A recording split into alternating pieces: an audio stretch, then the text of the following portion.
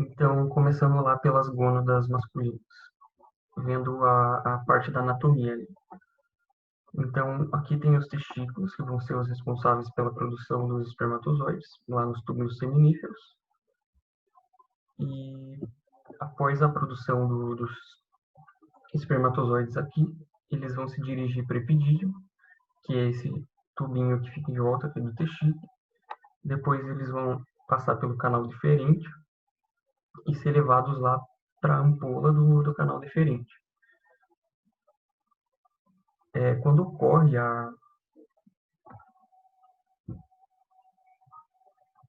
ejaculação, o espermatozoide vai ser liberado daqui para o canal ejaculador. Antes disso, ele fica armazenado aqui na ampola do canal deferente. Então, quando ocorre a ejaculação, a vesícula seminal aqui, que também produz um líquido, vai jogar junto o líquido dela aqui com os espermatozoides que saíram lá do canal deferente, aqui no canal ejaculador.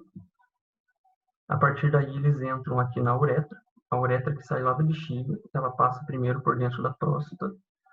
A próstata também vai jogar a secreção dela aqui para dentro. E quando a uretra sai aqui da próstata, ela se dirige lá para o corpo do pênis, onde ela vai seguir para a parte externa do corpo. E também tem aqui a glândula de Cooper, ou bulbo uretral, que também vai estar jogando uma secreção ali na uretra.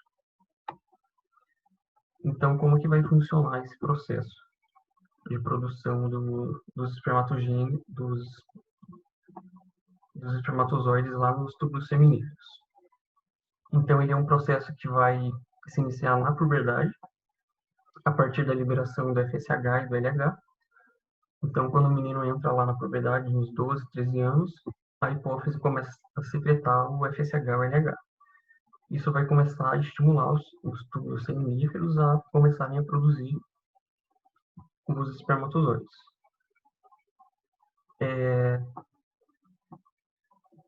Então, como que inicia? As espermatogônias, que são as células que originam lá todo o processo, elas começam a sofrer mitose. Essas mitoses vão fazer as células, né, se dividir e aumentar de tamanho, formando o espermatócito primário. Esse espermatócito primário, ele vai sofrer a meiose 1, que vai gerar duas células, cada uma com metade ali do material genético. Já o espermatócito secundário vai ser o que vai gerar vai fazer a meiose 2 para gerar as espermátides. As espermátides, elas já são quase os espermatozoides, mas elas ainda precisam sofrer uma diferenciação para se tornarem essa célula especializada aqui, que vai conter lá o núcleo na cabeça do espermatozoide, que contém o acrossômio na ponta, que é uma bolsinha cheia de enzimas que vão ser liberadas durante a fecundação, e o flagelo aqui, que vai permitir a movimentação desse espermatozoide.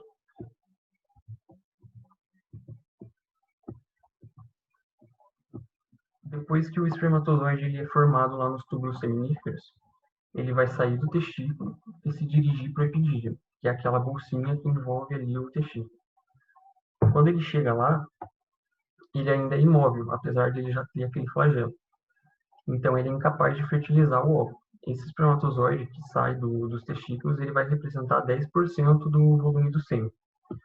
Então, no epidídimo, ele vai ficar armazenado ali por alguns instantes, de 18 a 24 horas, e ele vai conseguir desenvolver a capacidade dele de se mover.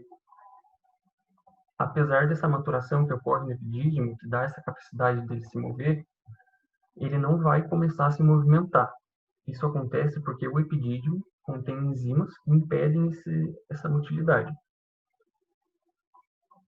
Então, imagina lá, né, o espermatozoide ele é uma célula viva que contém várias enzimas ali no acrossômio. Seria muito perigoso se ele tivesse já essa capacidade de se movimentar dentro ainda do aparelho reprodutor masculino. Então, ele só vai desenvolver apesar dele já ter essa capacidade, o próprio sistema reprodutor masculino tem essas enzimas que impedem que ele se movimente, para impedir que ele possa se movimentar ali ao longo dos túbulos e liberar as enzimas dele. Então, só depois que o sêmen é ejaculado, que ele vai perder esse contato com essas enzimas inibitórias, é que o espermatozoide vai, de fato, começar a se movimentar.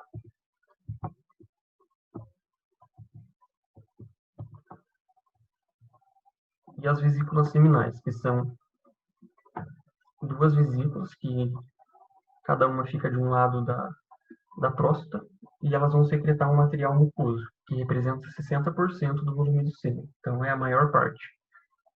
Esse material mucoso, ele contém frutose, ácido cítrico, prostaglandinas, fibrinogênio e algumas outras substâncias nutritivas. Então, como o espermatozoide ele pode ficar por algum tempo ali armazenado, e até mesmo dentro do aparelho reprodutor feminino, ele precisa estar constantemente sendo nutrido. Então, esse material aqui vai conter lá frutose, ácido cítrico para nutrir.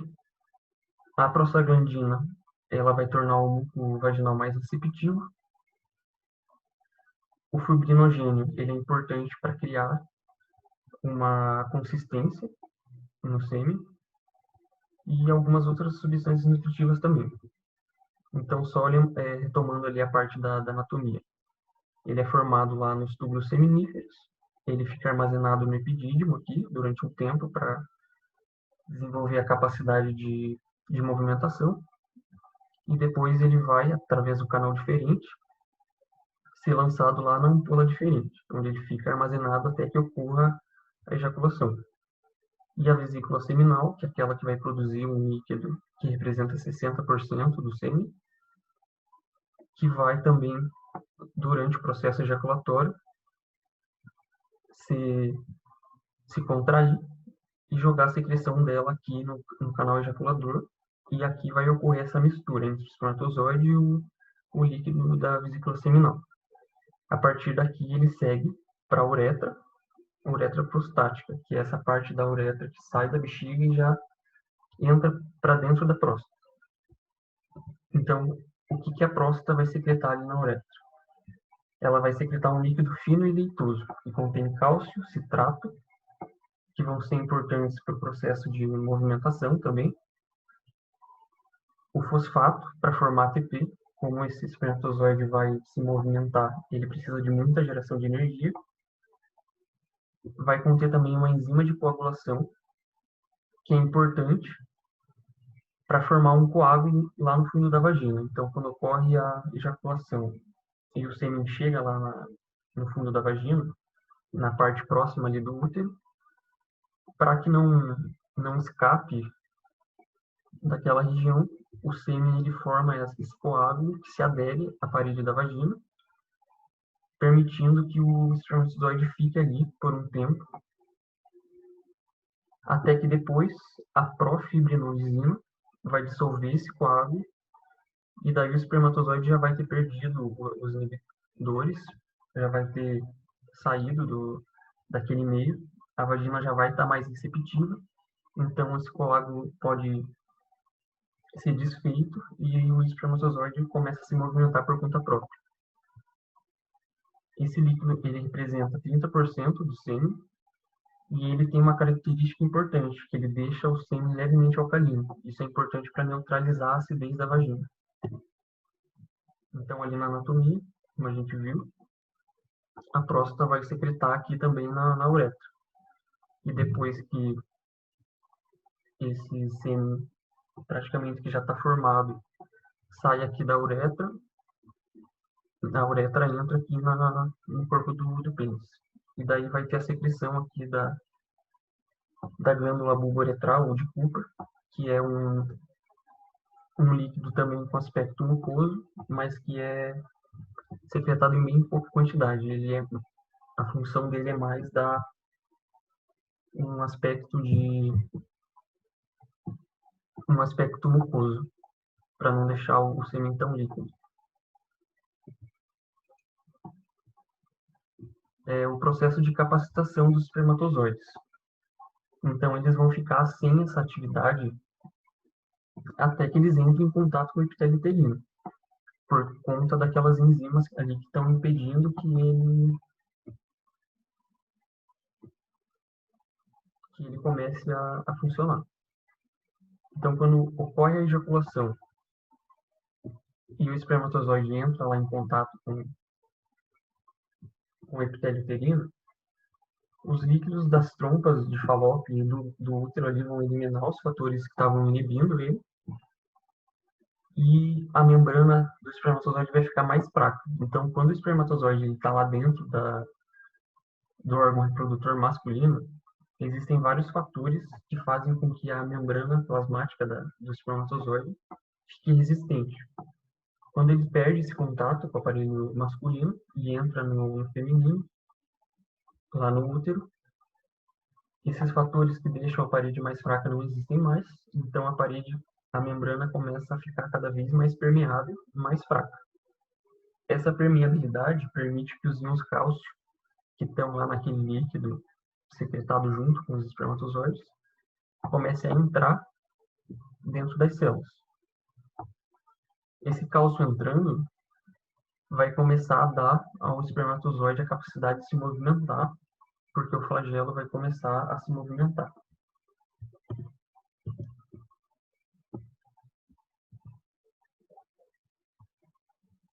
O processo de fertilização. Então, o espermatozoide conseguiu a capacidade de se movimentar ali dentro da parede uterina, ele migra até a trompa de Falópio, onde ele vai encontrar o ovócito secundário. Quando ocorre esse encontro e o espermatozoide se liga no ovócito secundário, o acrossômio é rompido, as enzimas que estão ali são liberadas e começam a dissolver aquelas camadas que protegem o ovócito secundário. A partir daí, o espermatozoide começa a penetrar para dentro do óvulo, a cabeça dele ali, que contém o núcleo, começa a se fundir com o ovócito que nessa hora passa a ser chamado de óvulo, e as membranas celulares do espermatozoide e do óvulo se fundem, os DNAs dos dois se fundem, e o zigoto é formado. Esse processo é a fertilização. Agora vemos os fatores hormonais que vão estimular todo esse processo. Então, lá eu tenho o LH sendo produzido pela hipófise, que vai estimular as células de Leydig a produzir testosterona. Essas células de Leydig, elas estão lá no testículo, ali no interstício, em volta dos tubos seminíferos, e quando elas começam a ser estimuladas pelo hormônio luteinizante, elas começam a produzir testosterona. Qual que vai ser a ação dessa testosterona produzida pelas células de Leydig? Elas que vão começar a estimular as espermatogônias a crescerem, a se dividirem, e a começar todo aquele processo de espermatogênese. O FSH, que também é produzido lá pelo hipotálamo, o folículo estimulante, ele vai estimular as células de Sertoli. Essas células de Sertoli, elas estão ali dentro dos túmulos seminíferos, envolvendo os espermatozoides. Então, elas formam compartimentos, e conforme cada passo da divisão ali e da transformação das células que vai ocorrendo, espermatogônio que vira espermatócito primário, que depois vira espermatócito secundário, conforme essas transformações vão ocorrendo, essas células vão migrando entre esses compartimentos formados pelas células de Sertoli, que estão o tempo inteiro ali regulando o processo. Então, elas são muito importantes aqui para o início da espermiogênese. E também para aquele processo de a espermiogênese em si, né, é aquele processo em que a espermátide vai começar a ter aquelas características próprias de um espermatozoide. Os estrogênios também vão ser produzidos ali pela célula de Sertoli, a partir da testosterona. Lembra que a gente falou da última aula que os hormônios masculinos são transformados em estrogênios a partir da aromatase. Então, esse processo vai acontecer ali no testículo. E eles também são essenciais para esse processo de espermiogênese. estimulando ali as células a crescerem, a se proliferarem e a se dividirem. E o GH, que é o hormônio do crescimento, ele também vai ser necessário para controlar o metabolismo basal dos testículos, para manter as células funcionando. Então, falando agora sobre os hormônios masculinos, que são chamados coletivamente de androgênios. A testosterona ela é a mais importante, que é produzida ali, como a gente já disse, pelas células de Leydig, porém ela não é a forma ativa, então ela é transformada em dihidrotestosterona, que é a forma ativa que vai, de fato, ter essa ação ali na espermatogênese. Existem alguns outros androgênios, mas eles não têm tanta importância assim.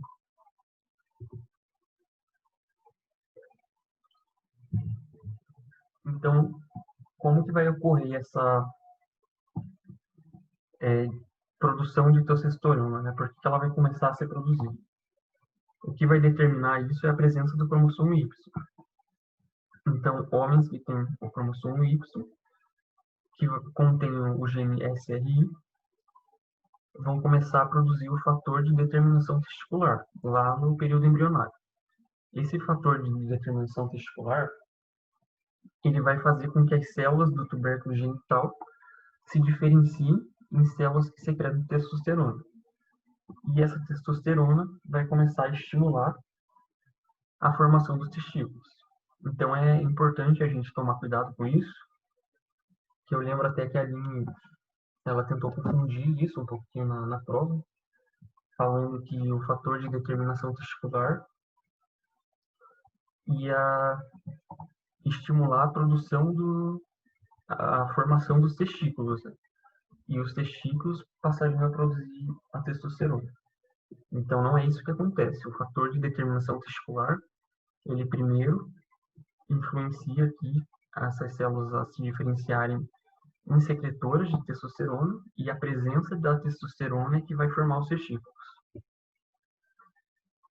E a ação dela lá durante o período embrionário, ela vai agir na formação de todo o aparelho genital masculino. Então, todas aquelas glândulas acessórias ali que a gente falou, e ela inibe a formação dos órgãos genitais femininos. Então, como que esses órgãos genitais femininos se formam? A simples ausência do cromossomo Y já é o suficiente para que essas células do tubérculo genital se diferenciem em órgãos femininos. E na fase adulta, a testosterona é responsável pelas principais características chamadas de masculinizantes, né? Então, a presença de pelos, a voz um pouquinho mais grave e uma deposição de proteínas um pouquinho maior. Agora, falando sobre as gônadas femininas. O processo de oogênese, que é a formação lá dos óvulos, né? O processo que vai diferenciar as oogônias em óvulos. Ela se inicia no período embrionário, mas ela só vai terminar lá na puberdade. Então, é um pouquinho mais complicado que o masculino. Então, como que acontece? Lá no período embrionário, aquelas células lá que são precursoras genitais, elas vão formar aqui células da granulosa, que vão envolver uma ovogônia. E isso é chamado de folículo primordial. Esse folículo primordial, contendo a ovogônia, ele vai crescer, sofrer mitose, essas células da granulosa também sofrem mitose, gerando o folículo primário. Então, quando a mulher nasce, ela tem milhares de folículos primários aqui, contendo esse ovócito primário. O ovócito primário realiza a meiose 1. Porém, quando a mulher nasce, esse ovócito 1 que começou essa meiose 1, ela fica parada na prófase. E ela não consegue prosseguir por conta de alguns fatores inibitórios. Então, somente lá durante a puberdade, toda a infância aqui, o folículo primário vai ficar parado nesse processo de meiose 1. Quando a menina chega na puberdade, a hipófise começa a secretar FSH e LH, que vão começar a estimular esse folículo primário se transformar em folículo secundário, ou pré-ovulatório. Essa nomenclatura ela vai mudar dependendo da literatura, assim, mas acho que para fisiologia a Aline usa essa nomenclatura de folículo pré-ovulatório. Então, esse folículo aqui, ele contém, o ovócito, né, ele termina a prófase 1, a meiose 1 se transformando em ovócito secundário, as células da granulosa crescem cada vez mais, e depois se transforma em folículo ovulatório, que é onde vai ser liberado o ovócito aqui. E depois da ovulação, ocorre a formação do corpo lúteo. Então, vendo cada mais a fundo assim essa parte. Quando inicia lá a puberdade, eu vou ter 3 hierarquias de hormônios que vão regular todo esse processo. Então, a menina entrou na puberdade, o hipotálamo começa a secretar GNRH, que é o hormônio liberador de hormônio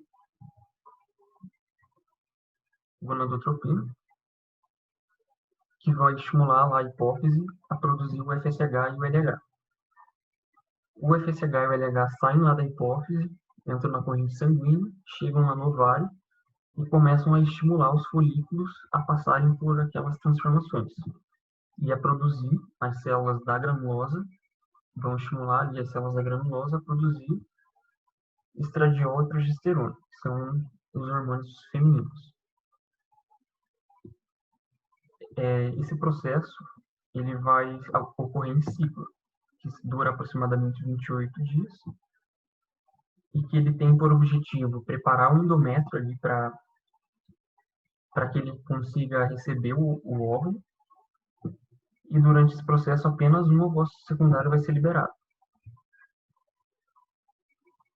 Então, aqui repetindo, ele vai iniciar na puberdade, quando tem a liberação do FSH e LH, e o FSH, que chega lá nos folículos, ele vai começar a estimular aquelas células da granulosa ali que envolvem o ovócito primário a começarem a secretar estrogênio. Essas células elas vão começar a crescer e começam a surgir outras camadas de célula que vão formar a teca. Então, a teca interna vai ficar junto ali com as células da granulosa, mais próximas, secretando também estrogênio e progesterona. E a teca externa, que fica em volta ali do folículo, forma uma cápsula. Então, vendo aqui nos folículos, quando as meninas nascem, elas estão com os folículos primários aqui. A partir da liberação do FSH, eu vou ter uma proliferação dessas células da granulosa. Elas vão começar a crescer, a se dividir, até que vai surgir a teca, que é uma outra camada de células que também vai se diferenciar em teca interna e externa. As células da granulosa, como elas estão sendo estimuladas a produzir estrogênio, elas começam a secretar um líquido folicular ali no meio do folículo ovariano. E esse líquido, né, tem uma alta concentração de estrogênio por conta dessa estimulação do FSH.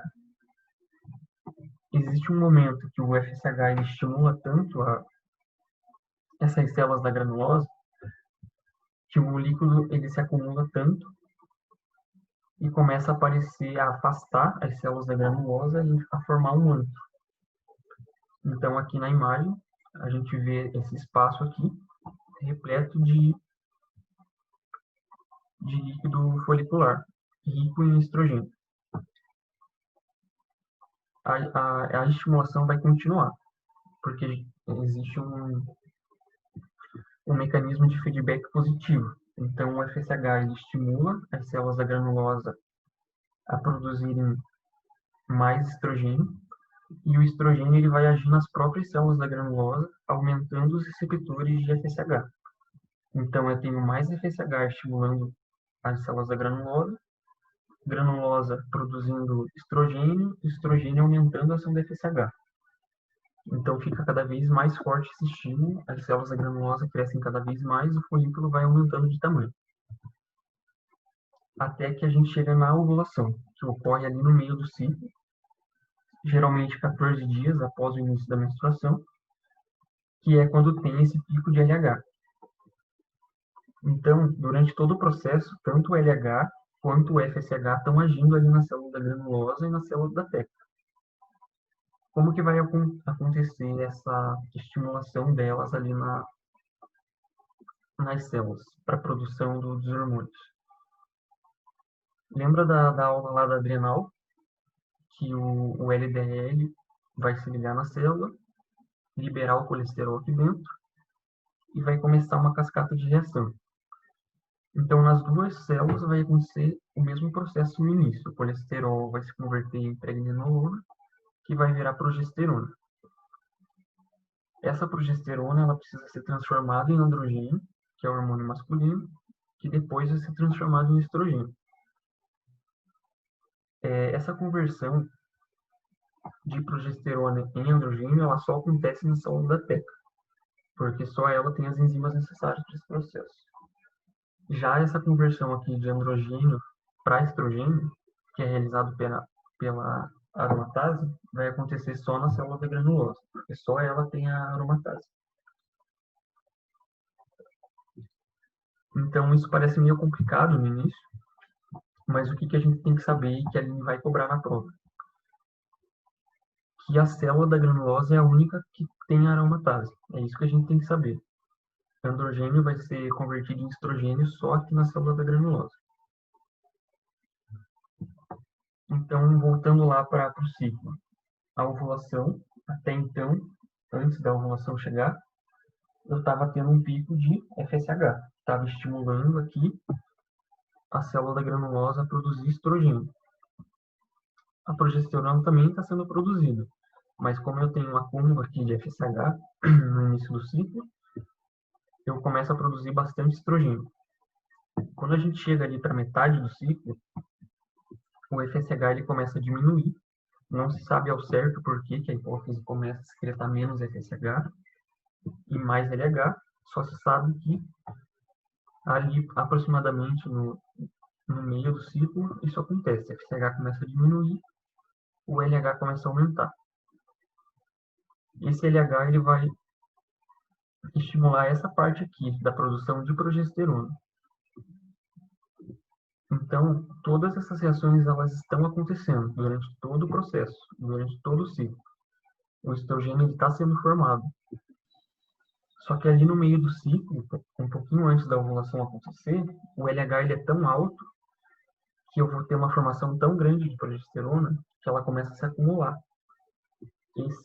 Essa última parte aqui das reações não dão conta de converter toda a progesterona em androgênio. E ela começa a sair para fora da célula e a se acumular ali nos folículos. Então é quando eu vou ter aquela alta de progesterona, um pouquinho depois do pico de LH, porque é o LH que vai estimular a produção desse excesso de progesterona. Então, como que vai acontecer essa ovulação? O fato de eu ter muita progesterona e de muito LH ali vai começar a estimular a parede do folículo pré-antral a formar uma área chamada estigma, que é uma projeção da membrana do folículo ali, que vai inchar e se projetar para fora. A teca externa ela vai começar a liberar um monte de enzimas que vão causar dissolução da parede do folículo. Então, o folículo vai começar a ficar com uma parede mais fraca. Durante todo esse processo, existem muitos vasos sanguíneos ali irrigando os folículos. Então, como nesse momento a parede do folículo ela começa a ficar mais permeável, o plasma ele começa a passar do sangue para dentro do folículo. E isso contribui para que ele fique cada vez mais dilatado. Chega um momento que tem tanto líquido ali, tanto pelo excesso de progesterona, ali do fluido folicular, e pela parede estar fraca, que o folículo ele não aguenta e ele acaba se rompendo. E aquele fluido que estava ali dentro é liberado para fora. Junto com o líquido, o ovócito secundário ele é carregado. Então, aqui, a parede do folículo ela se rompe, o ovócito secundário é liberado lá na cavidade peritoneal.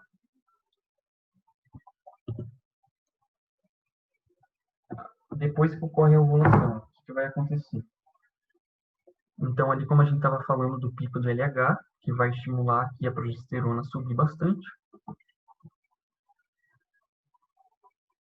esse pico essa alta de progesterona, ela começa a estimular as células da granulose e da teca a se transformarem em células luteínicas, que são células que contêm um armazenamento de lipídio, por isso elas ficam com esse aspecto amarelado. Começam a ser chamadas de células luteínicas. E nesse estágio vai ter muita produção de estrogênio e progesterona também. Mais de progesterona por conta de vir logo após esse pico de RH. Então, as células ali do corpo lúteo continuam produzindo bastante progesterona e estrogênio. Como que vai acontecer a involução do corpo lúteo?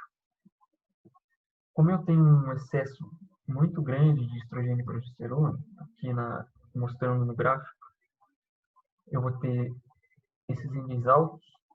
O que vai acontecer? Essa progesterona e esse estrogênio começam a inibir o hipotálamo. Então, o hipotálamo começa a secretar menos FSH, menos LH. Como eu não tenho FSH e LH, eu perco o estímulo ali que os folículos estavam recebendo e eu vou ter a involução do corpo lúteo. Eles se transformam em corpo albicans. Então, eu vou ter aqui essa degeneração dessas células do corpo lúteo. Eu esqueci ali de falar, mas quando eu começo o ciclo, a cada mês, a mulher ela vai ter 12 folículos primários que começam a crescer para se diferenciar em folículo pré-antral. Mas desses 12, 11 vão regredir e só um vai continuar esse crescimento. Então, por isso que a cada ciclo, só um ovócito é liberado. Outra coisa também é que a mulher ela nasce com um número fixo de folículos primários. Então, como a cada mês ela vai perdendo 12, conforme ela vai ficando mais velha, ela vai tendo menos folículos, até que chega um momento que não tem mais folículos viáveis, que é quando ela entra na menopausa e para de ter essa liberação do ovócito.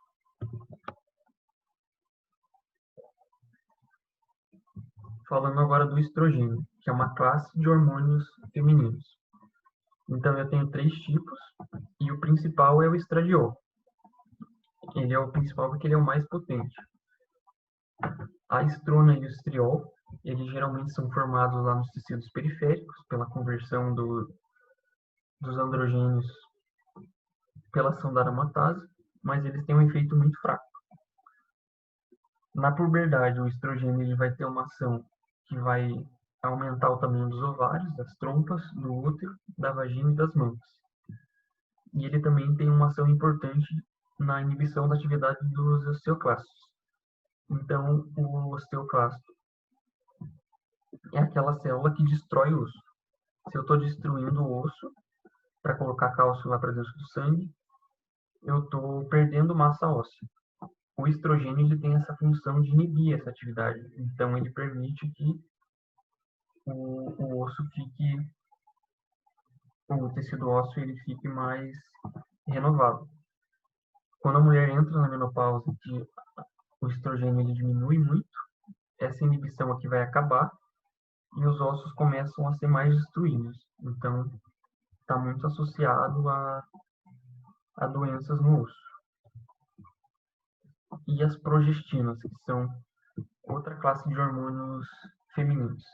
A progesterona vai ser o principal, e ela é secretada principalmente na segunda metade ali do ciclo, depois que ocorre a ovulação. Qual que é a outra importância da progesterona ali para o ciclo? É que ela vai lá no endométrio, na parede do útero, e ela estimula o crescimento da parede do útero. Então, isso aqui ocorre para que o endométrio consiga ser capaz de receber ali o zigoto para ter a implantação do embrião.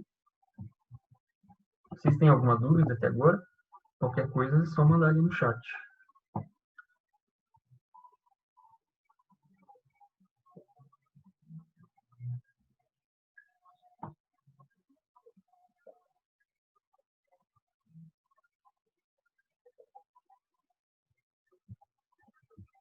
Beleza. Então, continuando ali com o pâncreas.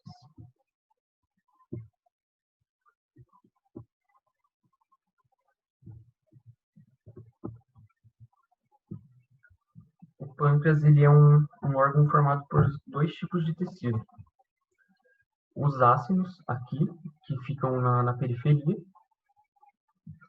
e eles são glândulas exócrinas. Então, eles vão produzir aquele suco pancreático que vai ser jogado ali no duodeno. Já as ilhotas de Langerhans, elas são um tecido endócrino que vão secretar hormônios direto na corrente sanguínea. Como que é a composição dessas ilhotas de Langerhans? 60% dela é formado por células beta, que vão secretar insulina e amilina. As células alfa, que representam 25%, vão secretar o glucagon, e a delta, 10%, secreta somatostatina. A gente vai falar do metabolismo aqui, da ação da insulina e do glucagon no metabolismo. A amilina não se sabe muito bem para que ela serve. E a somatostatina vai ficar bem claro quando vocês estiverem em trato gastrointestinal. Basicamente, ela é um hormônio inibitório. Então, sempre que pensar em somatostatina, pensa que ela vai estar inibindo alguma coisa. Falando da insulina, como que vai ocorrer? Então, aquelas células beta lá do pâncreas tem o gene para a produção da insulina, vão formar o RNA mensageiro, que vai formar uma pré-insulina.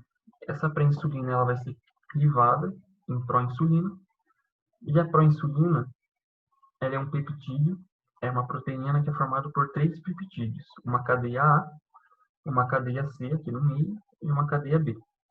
Essa pró-insulina ela é clivada, esse peptídeo C se separa, e a cadeia A e a cadeia C e a cadeia B formam aqui a insulina. Essas duas cadeias, a A e a B, elas são unidas por pontes de sulfeto. Então, o pâncreas lá secretou a insulina. A insulina foi para a corrente sanguínea. O que vai acontecer com ela? Então, imagina lá que ela vai chegar uma célula muscular, por exemplo, e como que vai acontecer a ação dela. Lá na membrana das células, onde ela vai agir, eu vou ter receptores para essa insulina, e esse receptor ele é formado por 4 subunidades. 2 betas, que ficam aqui, são proteínas transmembrana, ligadas a duas alfas, que ficam na parte voltada para a parte externa, que é onde a insulina vai se ligar. Então, a insulina se ligou aqui na subunidade alfa. Isso vai causar uma autofosforilação dessa parte beta. Essa autofosforilação da beta vai causar a ativação da tirosina quinase, todo aquele processo lá de sinalização que ocorre, que ativa a tirosina quinase, que vai causar a ativação de algumas enzimas lá dentro da célula. O principal que vai ser ativado são esses substratos dos receptores de insulina, que é o IRS. Esse IRS ativado, após a ligação com a insulina, eles vão agir de várias maneiras aqui na célula,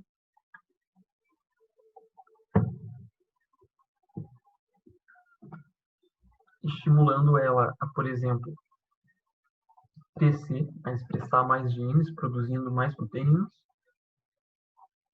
Vai estimular a síntese de glicogênio, a síntese de lipídio, a síntese de proteína e o transporte de receptores de glicose. Então, esses receptores de glicose, aquele GLUT4, são produzidos aqui dentro das células. Quando a insulina se liga nas células, ela estimula a saída do GLUT4 para a membrana, fazendo com que a glicose entre dentro da célula. Então, ali, retomando os efeitos da insulina, ela vai deixar as membranas celulares mais sensíveis à glicose por conta da saída do GLUT4 para a membrana.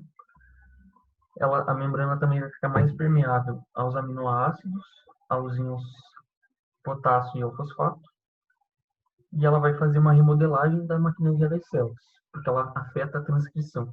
Então, ela estimula as células a transcrever mais genes, aumentando a produção de proteínas.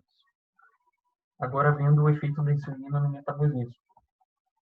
Qual que vai ser o efeito dela no metabolismo do carboidrato? O raciocínio para a insulina é pensar que ela é um hormônio que vai ser liberado quando eu como. Então, quando eu estou ali naquele período pós-prandial, eu comi, eu estou com o meu sangue cheio de glicose. Essa glicose não pode ficar no sangue.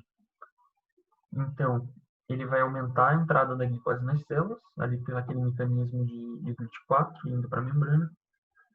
Ele vai estimular a formação de glicogênio, que é o armazenamento da glicose. Então, o fígado ele passa a transformar essa glicose em glicogênio para ela ficar armazenada e reduzir esses níveis de glicose no sangue. E o excesso da glicose também começa a ser usado para produzir ácido graxo. Ela vai diminuir a gliconeogênese, que é a formação de glicose através de outros substratos dentro do corpo. Então, se eu já tenho muita glicose, eu não preciso de mais glicose sendo produzida. No metabolismo dos lipídios, qual que é a ação dela? Ela vai poupar a utilização das gorduras. Então, ela vai inibir lipólise. As reservas de gordura que a gente tem no corpo, que podem ser usadas para gerar energia, ela vai poupar essas reservas, inibindo a quebra dessa gordura. E também vai, como a gente já disse, converte esse excesso de glicose em ácido graxo. Esse ácido graxo é usado para formar essas reservas de gordura.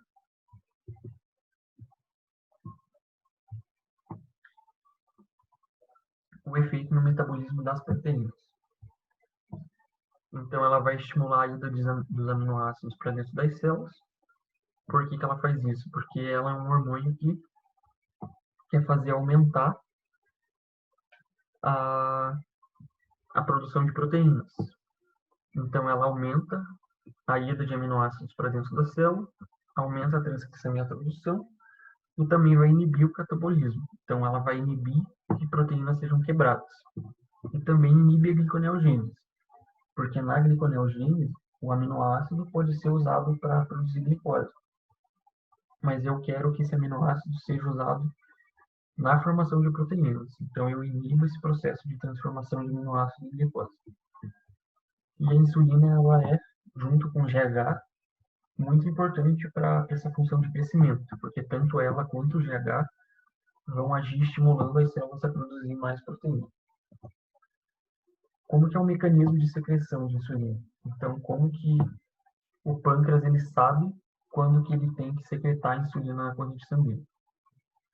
O que vai desencadear tudo isso é a glicose. Então, quando eu tenho muita glicose no corpo, essa glicose vai começar a entrar nas células beta ali do pâncreas, através do GLUT2, que é do metabolismo basal. Então, quanto mais glicose eu tenho, mais glicose passa pelo GLUT2. Um excesso de glicose ali dentro das células do pâncreas vão começar a ser usadas para produzir ATP. Esse excesso de ATP começa a provocar o fechamento de canais de potássio. Se eu fecho o canal de potássio, lembra lá do potencial de repouso das células? Dentro da célula está negativo. Se eu fecho o canal dentro da célula está negativo, porque eu tenho 2 potássio aqui dentro, 3 sódio lá fora. Então, eu tenho um excesso de potássio aqui em relação ao extracelular. Esses canais, eles permitem que esse potássio esteja o tempo inteiro tentando sair para fora da célula. Se eu fecho eles, esse potássio ele não sai, eu causo uma despolarização, porque o lado interno da célula, que antes era negativo, ele começa a ficar positivo, e essa despolarização vai causar uma abertura dos canais de cálcio. Esse cálcio vai entrar dentro da célula e vai estimular essas vesículas aqui que contêm insulina a serem exocitadas. Então, a insulina vai para a corrente sanguínea. Uma coisa importante de saber aqui é que alguns medicamentos para pressão alta não, alguns medicamentos para diabéticos, eles agem aqui fechando os canais de potássio. Então, o mecanismo de ação deles é de fechar os canais de potássio para estimular a secreção de insulina. O que vai estimular essa secreção de insulina, além do aumento da glicose? Um excesso de aminoácidos também, porque se eu tenho mais aminoácidos, eles começam a ser usados para a produção da glicose, então a glicose sobe. Hormônios gastrointestinais. Então pensa, por que hormônios gastrointestinais estão estimulando a secreção de insulina? Porque eu comi.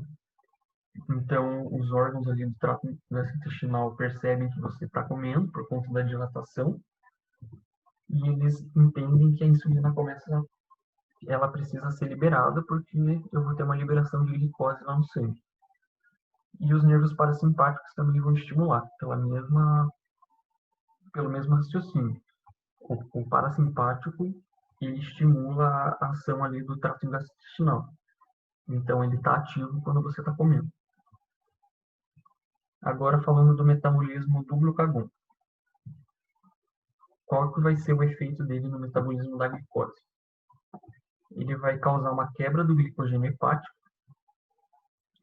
Então, pensando que o glucagon é o oposto da insulina. A insulina ela vai ser liberada no sangue quando a gente come.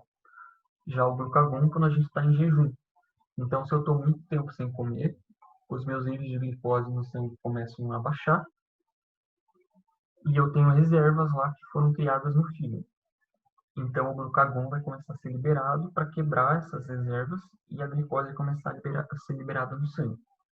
Então, ele estimula essa quebra do glicogênio, que é a glicogenólise, e estimula também a gliconeogênese, que é a formação de nova glicose. Outros efeitos dele é promover a lipólise. Então, eu vou ter as minhas reservas de gordura sendo quebradas para liberar ácido graxo, que vai ser utilizado na formação de energia. Lembra que eu estou com pouca glicose, então eu vou precisar de outros substratos para produzir energia. Ele vai inibir a secreção de suco gástrico. Então, como ele é um hormônio do jejum, o corpo entende que quando ele está sendo liberado é porque a gente está muito tempo sem comer. Então, inibe a secreção de suco gástrico. E ele quebra proteínas para ter mais aminoácidos sendo utilizados na formação de glicose, lá no processo da gliconeogênese. A regulação dele é pelo nível baixo de glicose. Então, lá quando a gente está muito tempo sem comer, em jejum. Exercício físico, porque quando a gente faz exercício físico, a gente precisa de produção de energia. Então, a gente precisa dessa quebra das nossas reservas de glicose. E o sistema simpático, justamente pelaquela questão de oposição entre parasimpático e simpático. O parasimpático está agindo lá enquanto a gente está comendo, quando o nosso trato gastrointestinal está funcionando. Já o simpático está agindo quando o trato gastrointestinal está em repouso, então quando a gente não está comendo. E os distúrbios relacionados a isso, né? A diabetes tipo 1 e diabetes tipo 2. O tipo 1 ele está relacionado com uma falha na produção da insulina, então é um problema no fígado, no pâncreas, nas células beta.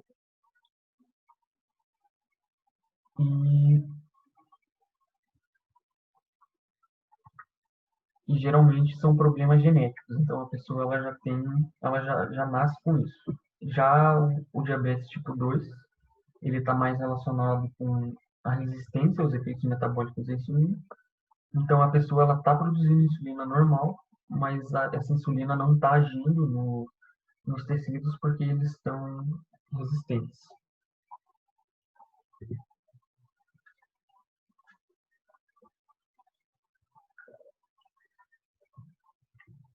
Essa parte de endócrino que vocês tiveram, né, a gente já terminou. Nessas 2 aulas deu para ver tudo. Então, a partir de agora, pelo que a Aline me disse, ela não confirmou ainda, mas na P1 de vocês, a princípio ia cair só endócrino. Ela ainda está vendo como que ela vai fazer.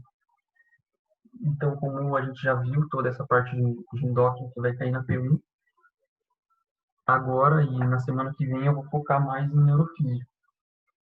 E eu acho que vai dar para fazer uma revisão pré-prova. Mas daí eu vou conversar com vocês lá no grupo para ver se vocês querem fazer.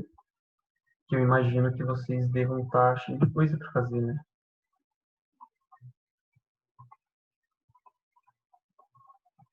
Só um pouquinho, deixa eu voltar ali.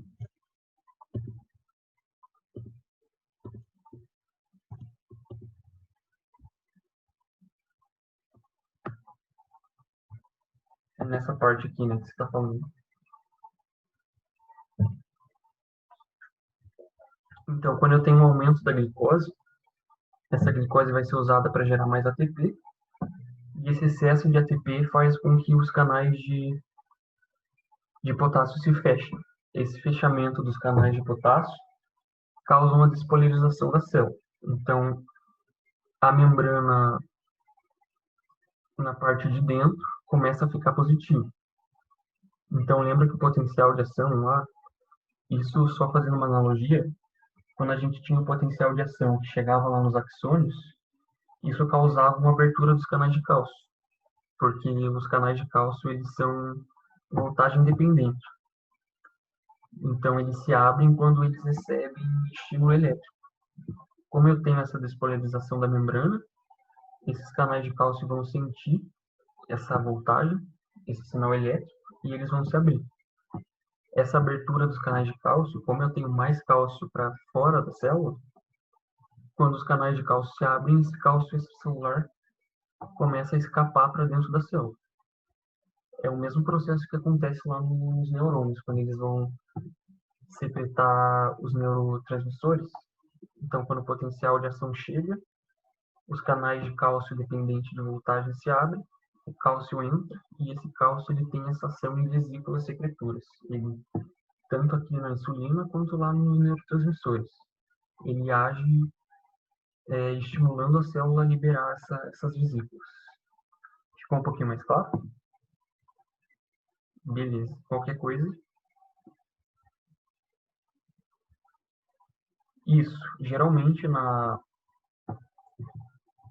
diabetes 2, a pessoa ela começa a produzir muita insulina. Porque o que vai estimular o pâncreas a secretar mais insulina? É o nível alto de glicose. Então, quando uma pessoa, geralmente a diabetes do tipo 2 ela está relacionada com a alimentação, né? Quando a pessoa come alimentos que tem muita glicose, né? Muito açúcar. Então, quando eu estou sempre comendo muito açúcar, eu estou estimulando sempre o pâncreas a secretar insulina em quantidades cada vez mais altas. Então, os tecidos eles começam a perder essa sensibilidade.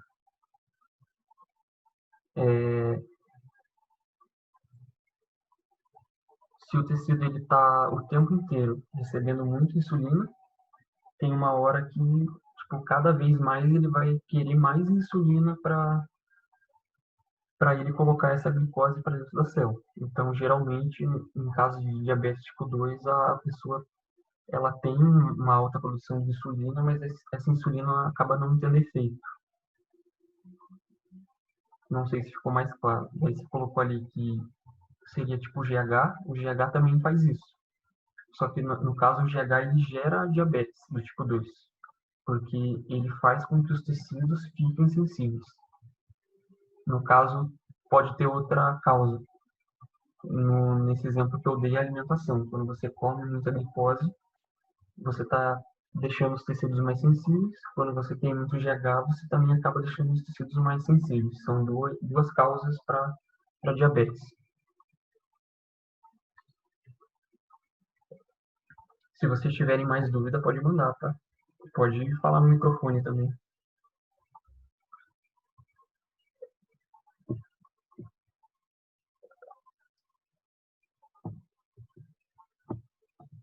Então, só voltando ali no que eu estava falando das aulas,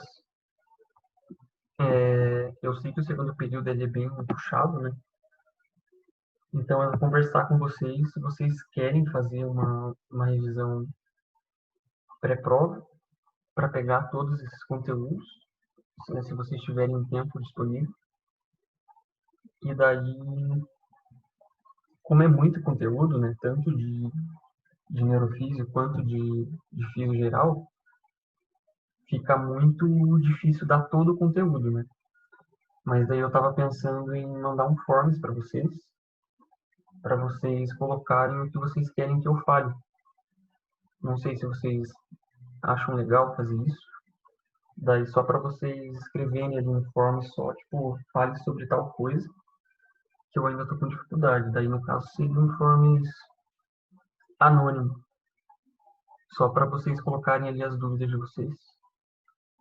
Daí eu vou ver certinho com a Aline como que vai ser a prova, porque ela ainda não confirmou o que vai cair certinho. Ela também disse que a coordenação não passou para ela o dia certo, mas daí eu entro em contato ali com vocês. Então, aqui o último assunto, que é aquela visão geral da neurofísica. Eu não vou entrar em muitos detalhes, que a gente já vê isso, né, no primeiro período, e no segundo é mais para dar uma revisão mesmo, pegar aquilo que é mais importante. Então, a célula em repouso ali. Quando a célula está em repouso, a parte da membrana interna ela está negativa, a parte da membrana externa está positiva. Essa é uma célula eletricamente em repouso. Geralmente o potencial da membrana, quando ele é medido assim, ele é de menos 65 milivolts. O que vai gerar essa diferença aqui do lado positivo, do lado de fora ficar mais positivo, de dentro negativo? É a bomba de sódio e potássio. Então essa bomba ela está o tempo inteiro jogando 3 sódios para fora, 2 potássios para dentro.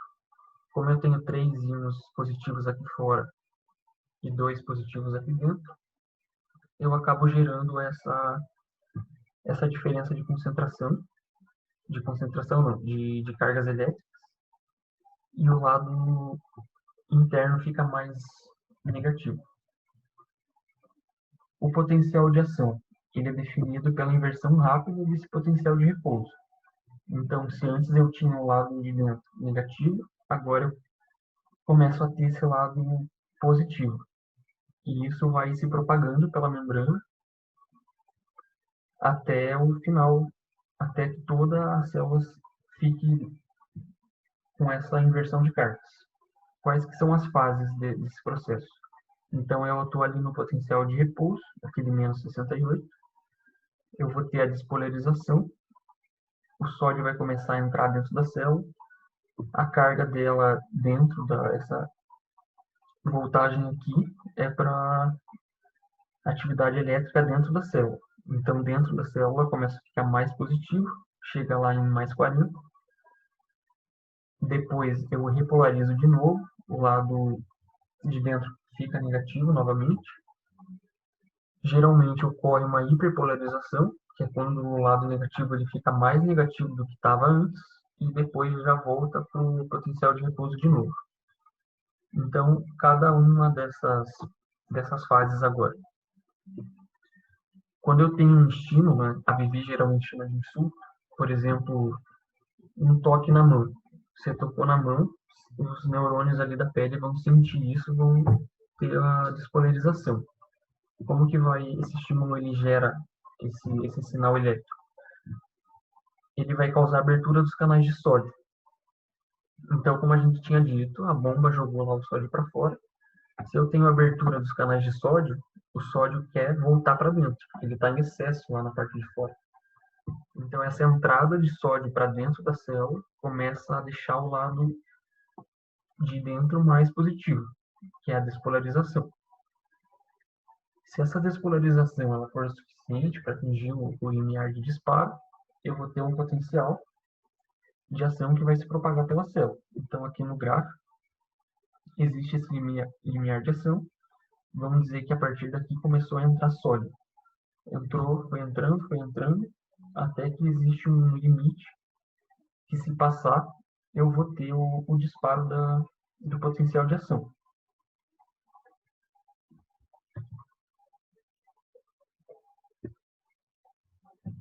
Depois que ocorre a despolarização, esses canais de sódio eles começam a se fechar aos poucos e os de potássio começam a se abrir.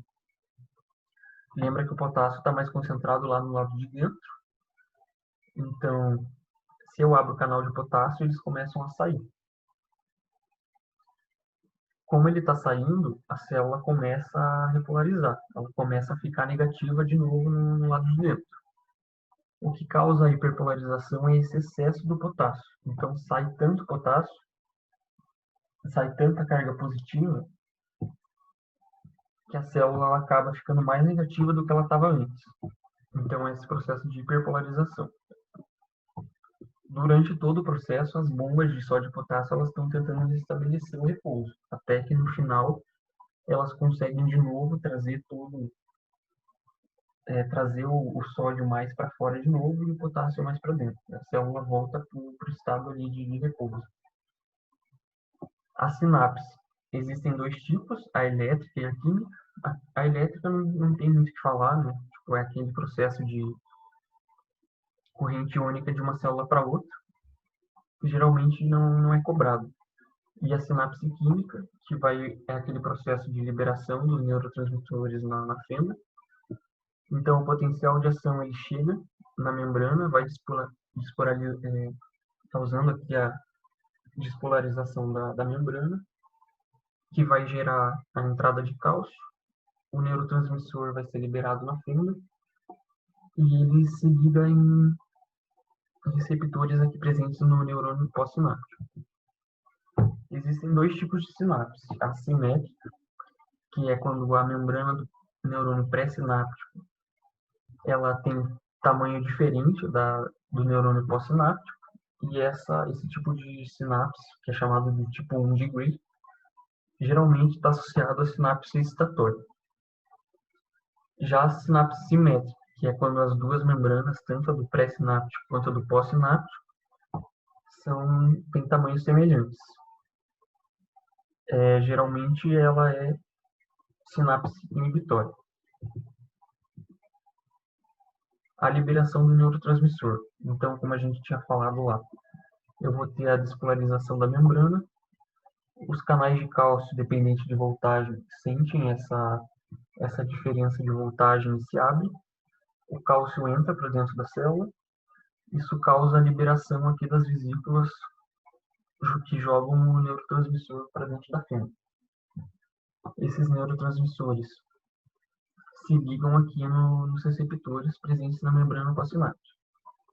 Eu tenho dois tipos de receptores lá nas membranas do neurônio pós-sináptico. Um deles são canais iônicos, que são formados por proteínas de membrana. Então, pensa lá, o neurotransmissor foi liberado na fenda, ele vai se ligar num canal. Se esse canal for permeável a sódio, ou seja, o neurotransmissor se ligou no canal, esse canal se abriu e o sódio começou a passar. Eu vou ter uma despolarização. Por quê? Porque o sódio está entrando na célula, está deixando ela mais positiva, eu despolarizei ela, eu gerei um potencial excitatório pós-sináptico. Então, é um sinal que deixa o neurônio pós-sináptico excitado. Geralmente, neurotransmissores que têm essa ação de PEPs é a acetilcolina e o glutamato. Se esse canal que o neurotransmissor se ligar, ele for permeável a cloreto, eu vou ter uma hiperpolarização. Por quê? O neurotransmissor se ligou lá no canal, esse canal é permeável a cloreto, então ele se abre e o cloreto começa a entrar dentro da célula. A célula vai ficar mais negativa do que ela já estava, hiperpolarizada. Eu vou ter um pico, vai ficar mais difícil para ela gerar sinal elétrico, porque ela vai ter uma dificuldade maior de ter a despolarização. Então, o potencial inibitório pós-sináptico. E os neurotransmissores que causam isso geralmente são a glicina e o GABA. Um outro tipo de receptor que existe é acoplado à proteína G. Então, o neurotransmissor ele se liga lá no receptor. Esse receptor vai ativar uma proteína G que vai ter duas ações na célula. Ou ela vai abrir um canal iônico que está acoplado a essa proteína G, ou ela vai ativar segundos mensageiros, que vão ativar enzimas que vão ter vários processos lá dentro das células.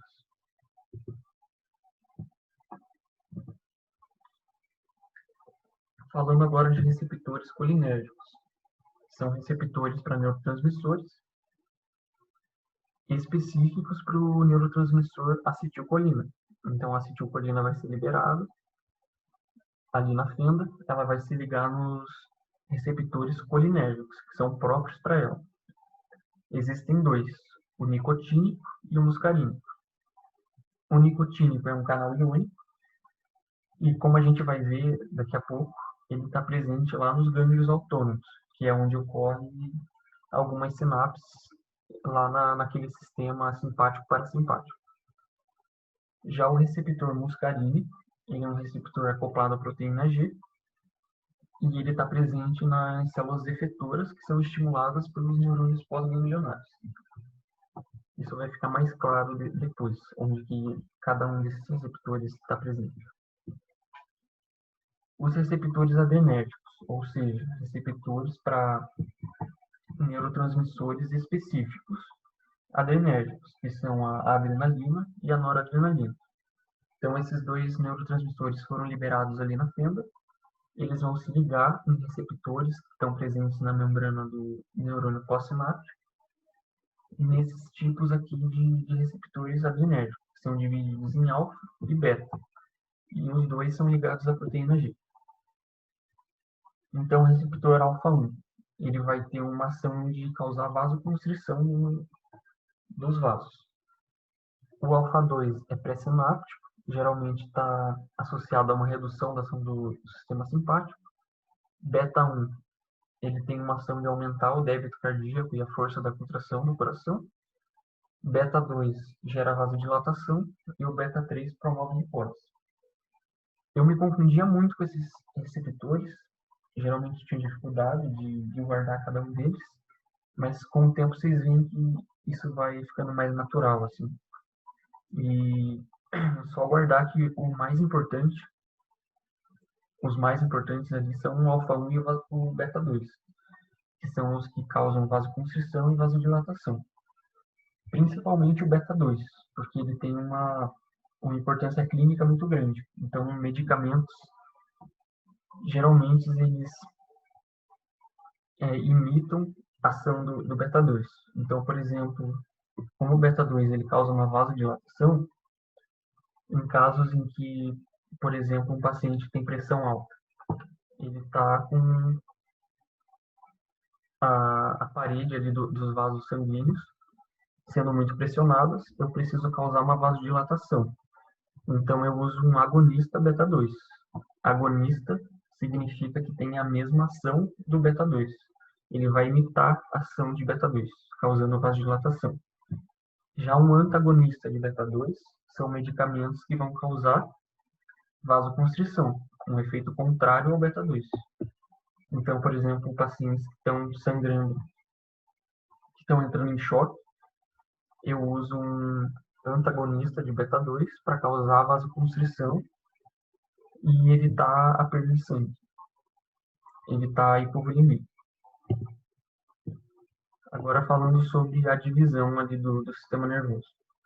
é dividido em sistema nervoso central, que é composto pelo encéfalo e pela medula, ou seja, é a parte do sistema nervoso que está ali guardado por osso, né? O encéfalo pelo crânio, a medula espinhal pelas vértebras.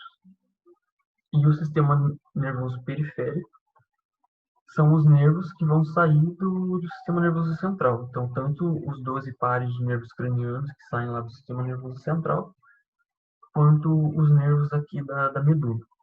E os gânglios são regiões do sistema nervoso periférico onde ocorrem sinapses. Então, onde eu tenho um encontro de neurônio pré-sináptico com pós-sináptico, eu chamo essa região de gânglio. Uma divisão mais funcional do sistema nervoso. Tem uma divisão em sistema somático, que compreende os nervos espinhais, neurônios motores e sensitivos. Então, é aquela parte do sistema nervoso que a gente pode controlar. Então, se eu quero mexer a mão, aqui, neurônios motores vão sair lá do meu sistema nervoso central, levando a informação lá para o músculo esquelético para ele contrair. Já o sistema autônomo é aquele que a gente não tem controle, geralmente está associado a músculo liso, né, principalmente ali a trato gastrointestinal, e ele é dividido em simpático e parasimpático, que vão ter uma função oposta no corpo. Então, aqui já entrando naquela aula de sistema nervoso autônomo. Ele vai controlar a maioria das funções viscerais do organismo, tem essa divisão em simpático e parasimpático. O simpático, geralmente tendo aquela ação de fuga ou luta, e o parasimpático tendo aquelas ações opostas, né, quando você está em repouso ou fazendo a digestão. Como que é a estrutura do sistema autônomo? Então, lembra lá que a gente tinha falado em neurônio pré-ganglionar e pós-ganglionar? O sistema autônomo ele é sempre formado por essa estrutura. Então, lá do sistema nervoso central, eu vou ter um corpo do neurônio e vai sair um axônio desse neurônio pré-ganglionar. Ele chega no gânglio, onde vai ocorrer uma sinapse, ativando ou inibindo um neurônio pós-ganglionar. Esse neurônio pós-ganglionar faz sinapse com o tecido-alvo. Então, usando, por exemplo, o estômago. Quando eu estou fazendo a digestão, que eu preciso que o estômago se movimente. Um sinal sai do sistema nervoso central, vai ter essa sinapse no gânglio autônomo, o neurônio pós-ganglionar que vai chegar lá na célula do estômago, fazendo sinapses lá com o tecido nervoso local, gerando essa contração da musculatura lisa do estômago.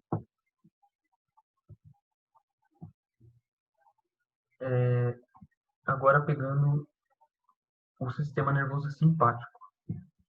Como que vai ser a estrutura dele? O sistema nervoso central vai ser composto lá pela medula de T1 a L2. Então, esse neurônio pré-ganglionar, ele sai da medula ali no nível de tórax até a lombar. Saindo dali, ele chega no gânglio autônomo simpático, onde ele faz a sinapse com o neurônio pós-sináptico, que vai até o tecido-alvo. Esse gânglio autônomo simpático, ele está mais próximo do sistema nervoso central do que do tecido-alvo. Então, por consequência, o neurônio pré-ganglionar ele vai ser menor aqui do que o neurônio pós-ganglionar. Já no parasimpático é o oposto. Então, da onde que vai sair o neurônio pré-ganglionar? Ele sai ou do tronco encefálico ou da medula a nível de S2 a S5, ou seja, sai lá das pontas, dos extremos. O que a gente precisa saber é isso.